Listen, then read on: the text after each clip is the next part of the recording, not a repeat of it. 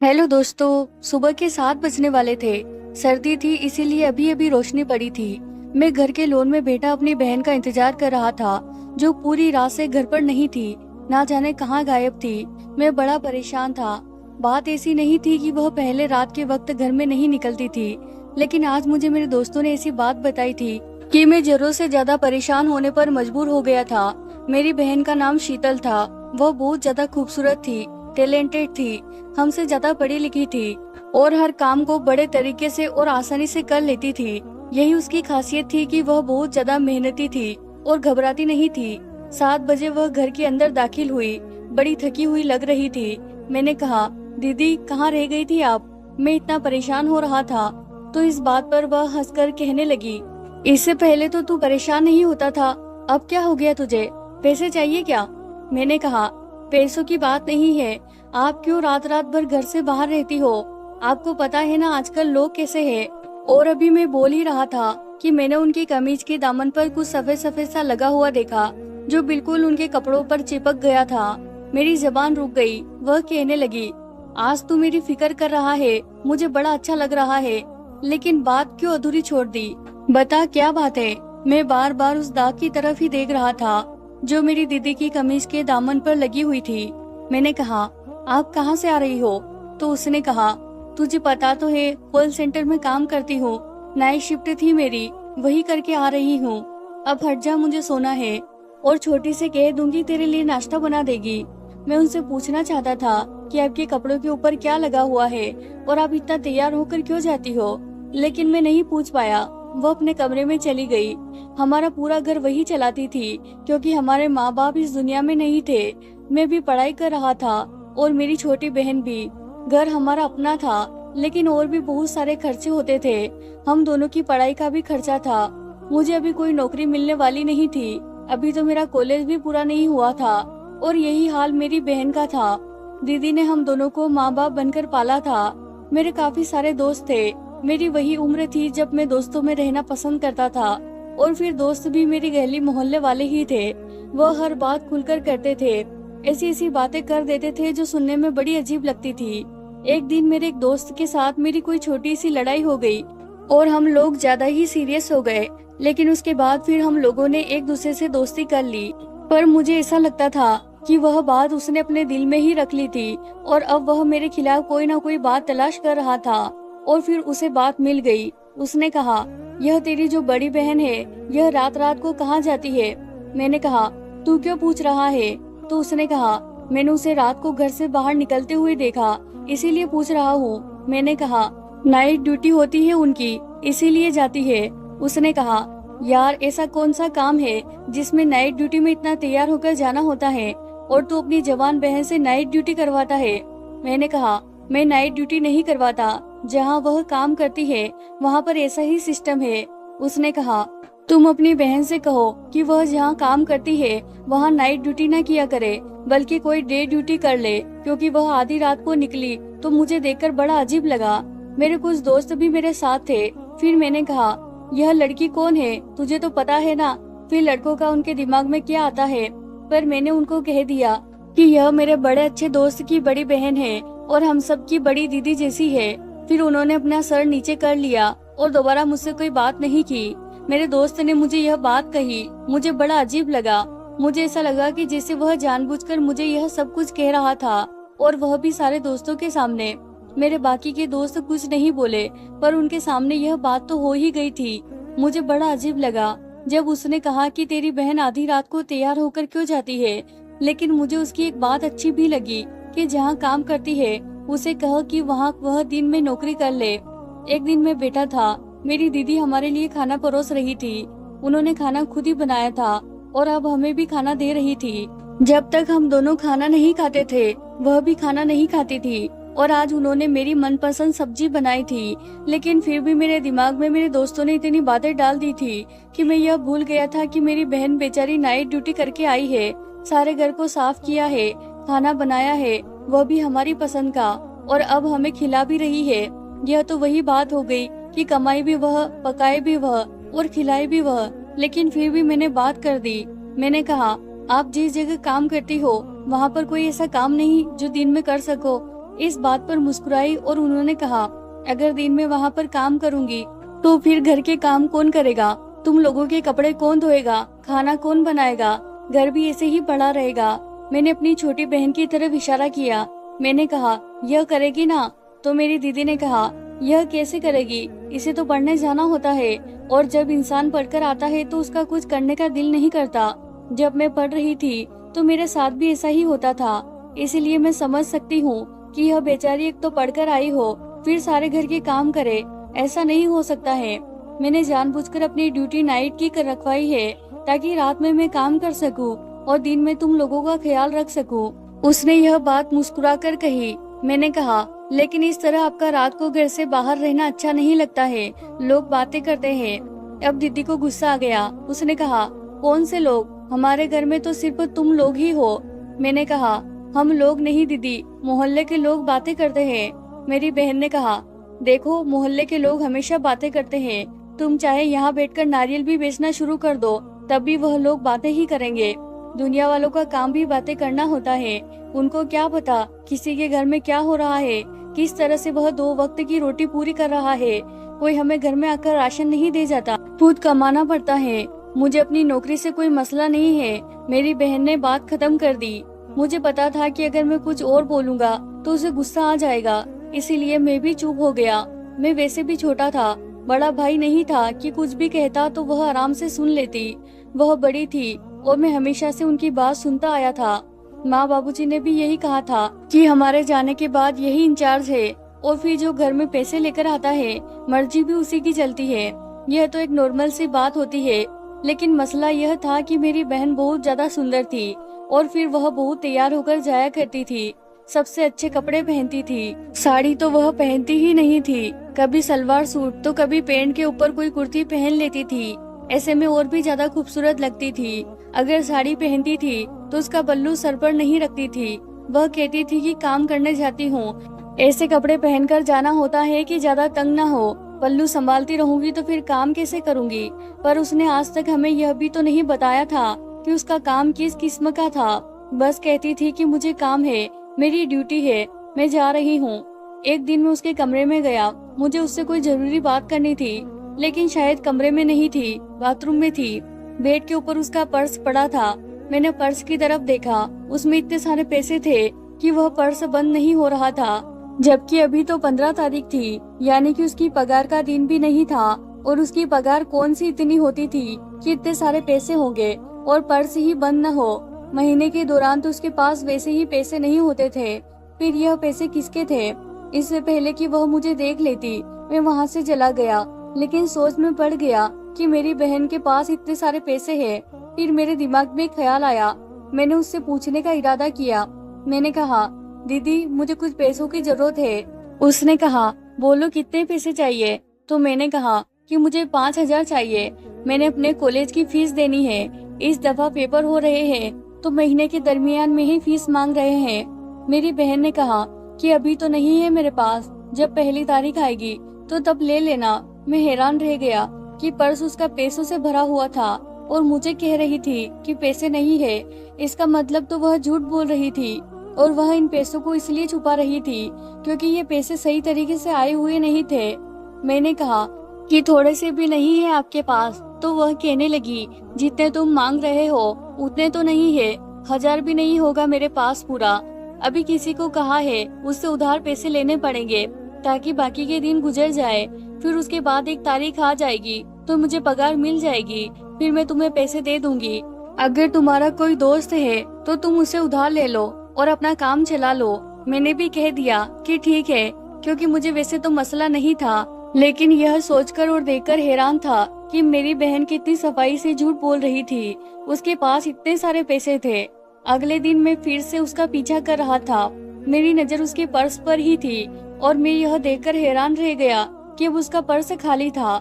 लगता है उसने पैसे कहीं और रख दिए थे। मेरे बाबूजी हमेशा कहते थे कि जिन चीजों को और जिन बातों को छुपाना पड़ता है वह बातें कभी भी सही नहीं होती है। हमेशा गलत बात को ही छुपाना पड़ता है। हमेशा इंसान ऐसी चीज को ही छुपाता है जो सही नहीं होती है। अगर मेरी बहन यह बातें छुपा रही है तो इसका मतलब है कि वह कोई ना कोई गलती जरूर कर रही थी और अब मेरे दिल में यह बात बैठ गई थी। एक दिन मेरे दोस्त का किसी के साथ झगड़ा हो गया। मैंने कहा था, अरे मैं हूँ ना, मैं मदद करता हूँ, सारा मामला सेटल करवा दूंगा, तुम परेशान क्यों होता है, तू तो मेरा जिगर है। उसने कहा कि तेरे से अपने घर का मामला नहीं सेट होता है, पूरी कॉलोनी वाले तेरी बहन के खिलाफ बातें कर रहे हैं कि रातों को घर से निकल जाती है, सड़कों पर रहती है। अरे तू हमारा दोस्त है और वह हमारी भी बहन जैसी है, लेकिन तू ही बता कि जो लड़की रात को तैयार होकर घर से निकलती है और सारी रात बाहर गुजारती है, उसके बारे में लोग कैसी बातें करते हैं। मैंने कहा कि हाँ, तुम लोगों की बात ठीक है, लेकिन मुझे अपनी बहन पर भरोसा है। उन्होंने कहा कि ऐसी औरत पर भरोसा करने वाला मर्द पागल होता है, जो औरत सुंदर भी हो, जिसके पास अपने पैसे भी हो। क्यों, तुझे कोई ऐसी बात नहीं लगी जो तेरे घर में अजीब हो? अब मैं उनको क्या बताता कि वह पैसों वाली बात मुझे अजीब तो लगी थी। मेरी बहन के पास इतने सारे पैसे थे, लेकिन वह मुझे फिर भी नहीं दे रही थी, और वह पैसे आए कहाँ से? तो यह सवाल अपनी जगह था। मेरे दोस्त अब बार बार यही बात करते थे। उनको मुझे नीचा दिखाने का जब कोई बहाना नहीं मिलता, तो वह मेरी बहन का जिक्र छेड़कर बैठ जाते थे। कॉलोनी वाले की बातें कर रहे थे, ऐसा नहीं था कि वह लोग अपने पास से बातें करते थे। एक दफा मैं कॉलोनी की दुकान पर राशन लेने गया था। वहाँ दो आंटियां खड़ी थी, वह भी यही बातें कर रही थी कि कल को कुछ हो गया तो कॉलोनी बदनाम हो जाएगी। एक गंदी मछली सारे तालाब को गंदा कर देती है। वह मेरी बहन के बारे में बातें कर रही थी, तो मुझे गुस्सा भी आ गया था। फिर वह भी खुलकर बोलने लगी। उन्होंने कहा कि तू इतना ही बहादुर है तो अपनी बहन को रोक क्यों नहीं लेता है? कभी पूछा कि वह कहाँ जाती है? अरे हमें भी तो पता चले कौन सा काम है जो सिर्फ रात को होता है, और जो काम सिर्फ रात को होता है उसके बारे में तो सबको ही पता है। मैं बड़े परेशान रहने लगा था। अपनी बहन से बात करता था तो आगे से मुझे डांट देती थी, क्योंकि वह मुझसे बड़ी थी। एक दिन किसी से फोन पर बात कर रही थी और कह रही थी कि हाँ, मुझे पता है, उसका मेरे बगैर गुजारा नहीं होता है। जब तक वह मुझे देख नहीं लेता उसको सुकून नहीं आता। आदत हो गई है ना, मेरी आदत तो हो जाती है, और फिर है भी तो इतना खूबसूरत, इतना प्यारा, मुझे भी बहुत अच्छा लगता है। मैं हैरान रह गया कि मेरी बहन किसके बारे में बात कर रही थी। कौन था प्यारा, कौन था खूबसूरत, जिसको मेरी बहन की आदत हो गई, और मेरी बहन को भी वह अच्छा लगता था। जाहिर है किसी मर्द की बात कर रही थी। मुझे गुस्सा आ गया, मैं बीच में बोल पड़ा। मैंने कहा, दीदी खाने में क्या बनाया, मुझे भूख लगी है। उसने कहा कि आ रही हूँ। मुझे लगा कि यह देखकर कि मैंने फोन पर उसकी बातें सुन ली है, शायद झूठ बोलेगी और कहेगी कि नहीं, मैं तो किसी से बात नहीं कर रही थी। लेकिन वह मुझसे बात करके किचन में चली गई और किचन में खाना डालते डालते फिर से यही बातें करने लगी। उसे इस बात से कोई फर्क नहीं था कि मैंने सुन लिया। इसका मतलब कि वह बेशर्म भी हो गई थी। उसे कोई फर्क ही नहीं पड़ता था कि कोई कुछ बोलता है तो बोलता रहे, वो अपने कामों में लगी थी। यह जो कुछ भी था ठीक तो नहीं था। मैंने सोच लिया कि अब मैं किसी दिन अपनी बहन का पीछा करूंगा और पता लगाने की कोशिश करूंगा कि वह जाती कहाँ है, क्योंकि वैसे तो उसने मुझे बताना ही नहीं। मैं अपनी छोटी बहन के कमरे में आया तो वहाँ बहुत सारे नए कपड़े पड़े थे। मैंने कहा, दीदी तुम्हारे लिए लाई है। मेरे लिए तो दीदी ने शॉपिंग करना ही छोड़ दिया। उसने कहा कि मेरे लिए शॉपिंग भी करना छोड़ दी, अपने लिए लेकर आई है, देखो तो सही कितने अच्छे अच्छे कपड़े हैं। मैंने कहा कि तुम्हारे लिए भी तो कुछ लाई होगी। उसने कहा कि नहीं, मेरे लिए भी कुछ नहीं, अपने लिए लाई है, बहुत ही सुंदर सुंदर ड्रेसेस है। जब मैंने कपड़ों को देखा तो मुझे बड़ा अजीब लगा। न तो यह सलवार सूट थे और न ही साड़ियाँ थी, यह तो ड्रेस थे। मैंने कहा कि लेकिन दीदी तो ऐसे कपड़े नहीं पहनती, इन कपड़ों का क्या करेगी? तो छोटी बहन बताने लगी कि वह कह रही थी कि जहाँ काम करने जाती हूँ वहाँ पर ऐसे ही कपड़े पहनने पड़ते हैं, बहुत ही सुंदर बन के जाना होता है। मैंने अपना सिर पकड़ लिया और मुझे गुस्सा आ गया, लेकिन अब मैं अपनी दीदी से कुछ पूछने वाला ही नहीं था। बस अब मुझे पता लगाना था कि वह कहाँ जाती है। मेरे सारे यार दोस्त मुझे छोड़ गए थे, वह मुझे बेगैरत कहते थे कि इसको तो कोई शर्म ही नहीं है, यह तो बेशर्म है, इसकी बहन पता नहीं क्या कर रही है, अपनी बहन को रोक नहीं सकता है और हमारे सामने आकर बातें करता है। यहाँ तक कि कॉलेज में भी यह बात फैल गई थी और कॉलोनी वालों की जबान तो वैसे ही खुली हुई थी। मेरी बहन एक दिन मुझे कहने लगी, क्यों परेशान हो, मैंने कहा कुछ नहीं। वह कहने लगी कि बताओ मुझे, मैं हूँ ना। मैंने कहा कि आप ही की वजह से तो परेशान हूँ और इसी बात का रोना है कि आप हो। मैंने इतना कहा तो वह हैरान रह गई कि पता नहीं क्या हुआ है। अगर मेरी दीदी कोई गलत काम नहीं कर रही होती, मैं कभी उनके सामने ऐसी बात न करता, इस तरह से नहीं बोलता, ऐसी कोई बात नहीं करता जिससे उसका दिल दुख जाए, क्योंकि उसने हमारे लिए बहुत कुछ किया था। लेकिन इसका मतलब यह नहीं था कि वह कुछ भी करती और उसे कोई कुछ भी नहीं पूछता। इसीलिए सोच लिया था कि मैंने भी पता लगा के ही रहूंगा कि बात क्या है। पर दीदी का पीछा करना भी तो आसान नहीं था। क्या उसे पता न चलता कि मैं उसका पीछा कर रहा हूँ? मुझे पूरा प्लान बनाने की जरूरत थी। मैंने प्लान बना लिया था। सुबह से ही मैंने कहना शुरू कर दिया था कि मेरी तबीयत खराब है, मैंने खाना भी नहीं खाना, बस थोड़ा सा दूध पीकर सो जाऊंगा। जब शाम होने लगी तो यह कहकर अपने कमरे में चला गया कि मुझे नींद आ रही है, मैं सोने लगा हूँ। यहाँ तक कि मेरी बड़ी बहन मुझे एक दफा चेक करने भी आई। उसने मुझे दवाई दी और पूछा कि कुछ चाहिए तो। मैंने कहा कि नहीं, बस सो जाऊंगा तो ठीक हो जाऊंगा। आजकल पेपर हो रहे हैं, इसीलिए परेशान हूँ, टेंशन हो जाती है। उसने भी कहा कि हाँ, मैंने भी देखा है कि आजकल तुम बहुत परेशान हो, किसी चीज की जरूरत हुई तो मुझे जरूर बताना। कुछ दिन तक पैसे आ जाएंगे तो तुम्हारा फीस वाला मसला भी हल हो जाएगा। तुम मेरे बहुत अच्छे भाई हो और तुम्हारे अलावा मेरा है ही कौन। मैंने कहा दीदी, आप भी बहुत अच्छी है, लेकिन आप यह नौकरी छोड़ क्यों नहीं देती? इस बात पर वह हंसने लगी और उसने कहा कि नहीं छोड़ सकती नौकरी, पर नौकरी छोड़ देती और बता भी नहीं सकती कुछ। लेकिन तुम परेशान नहीं हो, अपनी बहन पर विश्वास रखो। इतना कहकर वह वहाँ से चली गई। पर मैं कहाँ से विश्वास लाता? विश्वास तो मेरा तब से ही खत्म हो चुका था जब से मैंने वह फोन कॉल सुनी थी। थोड़ी देर के बाद मुझे उसके निकलने की आवाज आई। उससे पहले वह तैयार हो रही थी। आज उसने वही ड्रेस पहनी थी जो वह लेकर आई थी। वही ड्रेस है जो बहुत ही छोटी थी और इससे पहले उसने ऐसे कपड़े कभी नहीं पहने थे। मैं उसका पीछा करने वाला था। वह घर से निकली तो मैं भी घर से निकल गया। अपनी दूसरी बहन से छुपकर निकला था। वह अपने कमरे में थी।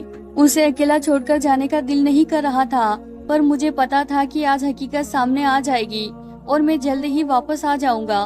मैं अपनी दीदी के पीछे पीछे जा रहा था। वह चलते चलते सड़क की तरफ चली गई। मुझे लगा कि यहाँ से कोई बस वगैरह पकड़ेगी, लेकिन यह देखकर हैरान रह गया कि जैसे निकली एक साइड से बड़ी सी गाड़ी खड़ी थी और ऐसा लगता था कि यह गाड़ी उसी के लिए खड़ी है। गाड़ी बहुत ही बड़ी थी, बहुत महंगी लग रही थी।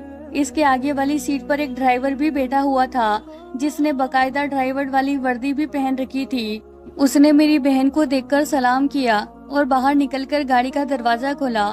मेरी बहन अंदर बैठ गई और वे लोग वहां से निकल पड़े। अब मुझे इस गाड़ी का पीछा करना था। मैंने जल्दी जल्दी एक ऑटो पकड़ा और मैं भी उनका पीछा करने लगा। यह क्या हो रहा था? मेरी बहन कहाँ जा रही थी? वह भी इतनी बड़ी गाड़ी में। इतनी बड़ी गाड़ी उसके इंतजार में क्यों खड़ी थी? ऐसा लगता था कि शायद यह गाड़ी रोज उसके इंतजार में इसी जगह पर खड़ी होती होगी। यह कॉलोनी से निकलती होगी और इसी गाड़ी में आकर बैठ जाती होगी, वरना आधी रात को कैसे कहीं जाएगी। पर यह रास्ते तो उसके इलाके की तरफ जा रहे थे, जहाँ पर बड़े बड़े बंगले थे, और हम लोग ऐसी जगह पर ज्यादा जाते नहीं थे क्योंकि वह तो अमीरों का इलाका था। हम लोग तो छोटी सी कॉलोनी में रहते थे। यकीन हो गया कि गाड़ी उसी तरफ जा रही है जहाँ पर सारे अमीर लोग रहते हैं। थोड़ी देर के बाद गाड़ी एक बड़े से घर के सामने रुक गई और मैंने ऑटो पीछे रुकवाया था। अब मैं अपने पैरों पर था। ऑटो वालों को मैंने पैसे दे दिए थे। उससे कहा था कि वह यहाँ से चला जाए। अब मैं बहुत संभल के और आहिस्ता आहिस्ता आगे बढ़ रहा था। मेरी बहन इस बड़े से घर के अंदर चली गई। वह घर बहुत बड़ा था और उसके बाहर और भी बहुत सारी गाड़ियाँ खड़ी थी। अंदर से म्यूजिक की आवाज आ रही थी। ऐसा लग रहा था कि जैसे यहाँ पर कोई पार्टी हो रही है। और मेरी बहन ने कपड़े भी ऐसे ही पहने थे जैसे पार्टियों में पहनकर जाते हैं। कहीं मेरी बहन ही तो इस पार्टी की रौनक नहीं थी? कहीं वह यहाँ पर डांस नहीं करती थी? मुझे अच्छी तरह याद है कि जब मेरे माँ बाप जिंदा थे तो मेरी बहन डांस क्लास में जाया करती थी। उसे कथक सीखने का बहुत शौक था और वह बहुत अच्छा नाच करती थी। पर जब हमारे माता पिता इस दुनिया में नहीं रहे तो वह कामों में लग गई और उसने अपने इस शौक को छोड़ दिया। लेकिन कभी किसी की शादी होती तो सब उसे जरूर कहते कि थोड़ा सा डांस करके दिखाओ, बहुत अच्छा डांस करती थी। कहीं ऐसा तो नहीं था कि वह यहाँ पर अपने डांस की वजह से ही पैसे कमा रही थी। अगर ऐसा था तो यह कितनी बुरी बात थी। क्या मेरी बहन एक नाचने वाली बन गई थी, जिसको इंग्लिश में तो डांसर कहते हैं लेकिन हिंदी में उसे नाचने वाली ही कहते हैं, और वह नाचने वाली ही होती है। अगर ऐसा था तो मेरे सिर में तो अभी से ही दर्द हो रहा था। मैं अभी घर के अंदर कैसे जाता? मुझे चुपके से ही अंदर जाना था। मैं घर के पीछे की तरफ गया कि शायद पीछे से कोई रास्ता हो। पीछे से रास्ता था, छोटी सी दीवार थी। मैं उसके ऊपर चढ़ गया और मैं अंदर चला गया। अब मैं अपनी बहन को तलाश कर रहा था कि वह कहाँ है। इस घर में वाकई बहुत बड़ी पार्टी हो रही थी। खाना बन रहा था, तरह तरह के लोग बैठे थे, बहुत ही अमीर लोग लग रहे थे। मैं तो इसी बात पर हैरान हूँ कि मेरी बहन ने आज तक हमें बताया ही नहीं। तो क्या यह काम करती थी? और उसे यह काम करते हुए 2-3 साल हो गए थे। मुझे उसे आसपास तलाश करने लगा और यह सोचकर भी परेशान होने लगा कि अगर किसी ने मुझे रोकर पूछ लिया कि आप कहाँ से आए हो, किसके कहने पर आए हो, तो मैं क्या जवाब दूंगा। थोड़ी देर के बाद किसी ने कहा कि शीतल कहाँ है, शीतल को बुलाओ रे। शीतल तो मेरी बहन का नाम था और यहाँ पर लोग उसके बारे में बात भी कर रहे थे। कहीं ऐसा तो नहीं था कि थोड़ी देर बाद सब लोग नाचना शुरू कर देते और कहते कि शीतल को बुलाओ, और फिर वह भी नाचना शुरू कर देती। लेकिन ऐसा कुछ नहीं हुआ। जो आदमी उसे तलाश कर रहा था, मैं उसके पीछे जाने लगा। वह भी बहुत ज्यादा खूबसूरत था और ऐसा लगता था कि यह घर उसी का था। मैंने अपनी बहन को बहुत तलाश किया पर वह मुझे नहीं मिली। अब मुझे लोगों ने देखना शुरू कर दिया था। अब मुझे डर लग रहा था कि कोई मुझसे कुछ पूछ न ले। शायद मैं बिना बताए यहाँ आया था और यह लोग अमीर लोग थे। अगर इनको पता चल जाता कि मैं बिना बताए आया हूँ तो यह न होता कि पुलिस को बुला लेते, और पुलिस जब यह पता लगाती कि मैं तो यहाँ पर दीवार फांद कर आया हूँ तो फिर पता नहीं क्या होता। मैं वापस चला गया और अब अपनी बहन का इंतजार करने लगा। सुबह होने वाली थी और अभी तक वह नहीं आई थी। हम लोग भी तो बहुत बड़े पागल थे, चुपचाप सो जाते थे। न कभी उससे पूछा कि कहाँ जाती है, किस समय आती है। वह शाम के समय निकला करती थी और जब हम सुबह उठते थे तो हमारे लिए नाश्ता बनाकर फिर सो जाती। इस समय आती थी। हमने कभी उससे पूछा ही नहीं। बस हम लोग पागलों की तरह मुंह में दही जमा कर बैठे थे, घर में खाना खा रहे थे। वह हमारी फीस भर रही थी। न किसी बात का पता था कि क्या हो रहा है। अब मैं बड़ा हो गया था, यह मेरी गलती थी। मेरे दोस्त सही कहते थे कि यह सब कुछ मुझे देखना था, किसी और को नहीं। 7 बज गए और वह अभी तक नहीं आई। उसके बाद अचानक घर में आई। मुझे सामने देखकर हैरान रह गई, क्योंकि उसे पता था कि इस समय पर मैं सो रहा होता हूँ और मेरी शक्ल से लग रहा था कि मैं पूरी रात नहीं सोया। उसने कहा, क्या कर रहे थे यहाँ पर?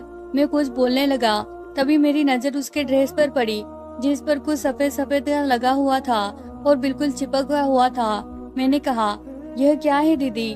कहाँ गई थी आप? क्या कर रही थी उस पार्टी के अंदर? जब मैंने कहा कि उस पार्टी के अंदर, उसने कहा, पार्टी?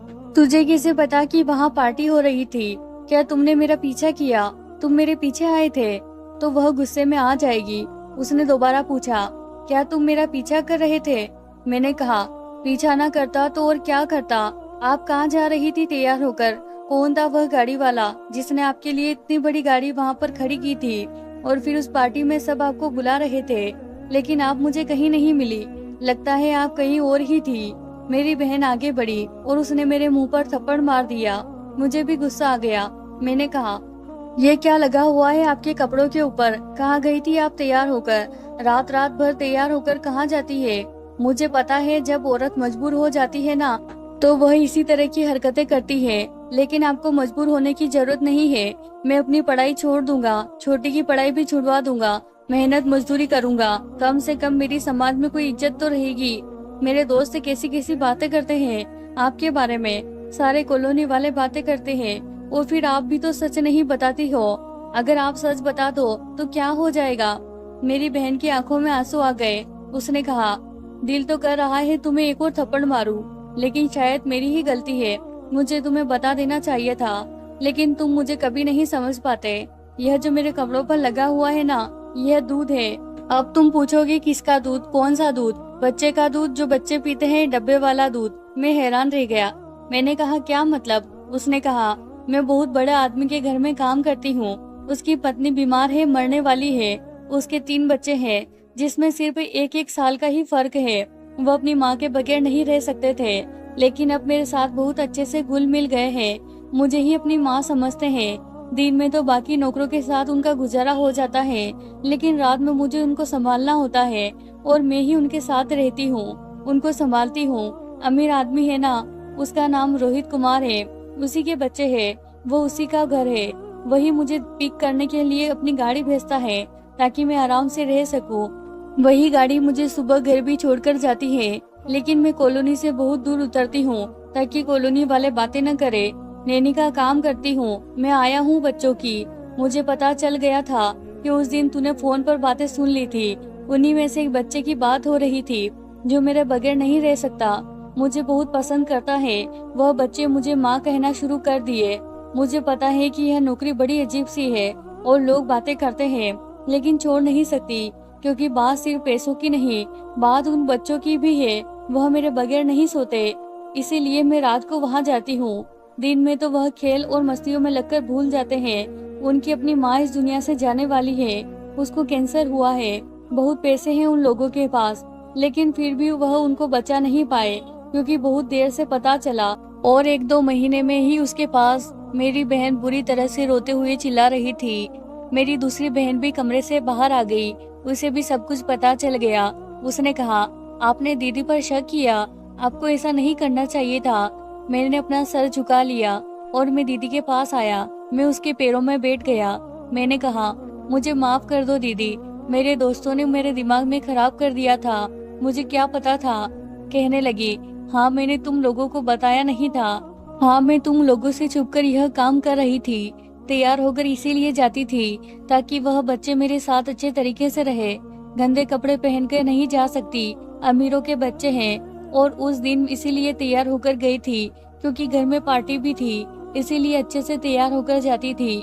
अमीर लोगों के घरों में काम करते हैं ना, तो साफ सुथरे होकर जाना होता है, नहीं तो वह लोग बातें करते हैं। अपनी औलाद वो आपके हाथ में क्यों पकड़ाएंगे अगर आपके हाथ ही गंदे होंगे। इसीलिए यह सब कुछ करना पड़ता था, लेकिन मुझे नहीं पता था कि तुम लोग भी मेरे बारे में ऐसा सोचते हो। और कोई भी बातें करता, मैं उसको पूरी कहानी नहीं सुना सकती थी, सफाइयाँ नहीं दे सकती थी, लेकिन यह नहीं पता था कि अपने बहन भाइयों को ही सफाइयाँ देनी पड़ेगी।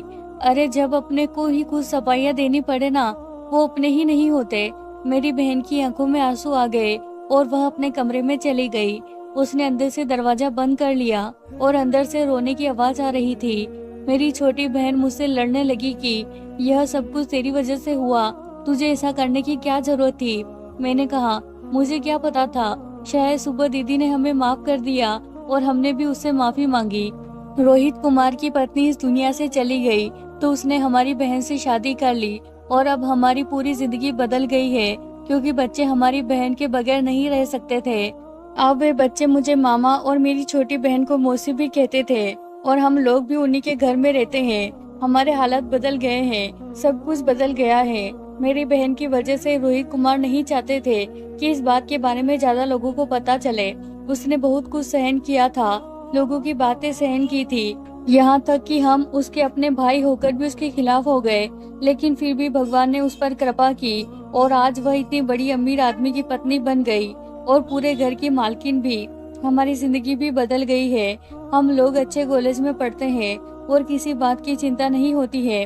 रोहित भैया बहुत अच्छे हैं, वे हमारा बहुत ख्याल रखते हैं, क्योंकि वह हमारी बहन से प्यार करते हैं, इसीलिए हमारा भी ख्याल रखते हैं। आखिर में यह कहना चाहूँगा कि कभी कभी आंखों देखा भी गलत हो सकता है, इसीलिए लोगों की बातों में नहीं आना चाहिए। तो प्यारे दोस्तों, ये थी हमारी आज की कहानी। वीडियो पसंद आए है तो जरूर लाइक कीजिए। हमारे चैनल पर नए हैं तो इसे सब्सक्राइब करना बिल्कुल ना भूलिएगा दोस्तों। धन्यवाद दोस्तों।